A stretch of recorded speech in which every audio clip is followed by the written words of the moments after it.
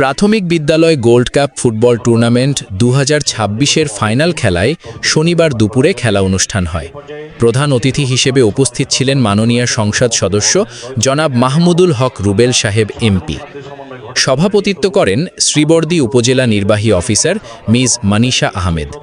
বিশেষ অতিথি হিসেবে উপস্থিত ছিলেন শ্রীবর্দী উপজেলা বিএনপি আহ্বায়ক আব্দুর রহিম দুলাল, সাধারণ সম্পাদক আব্দুল আল মামুন দুলাল, পৌর বিএনপি সদস্য সচিব এস.এম. সোহান, যুবদলের আহ্বায়ক আবু রায়হান আল বেরুনি সহ উপস্থিত ছিলেন 3 মিডিয়ার ও সাংবাদিক, বিভিন্ন প্রাথমিক বিদ্যালয়ের শিক্ষক সহ বিভিন্ন পেশা মানুষ।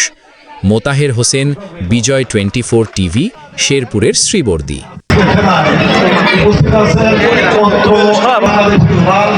সবুজের পতাকা নিয়ে হাজির হবে এবং বাংলাদেশ তারা আমাদের যারা ছোট ছোট প্রতিযোগী আসছে তারা যেন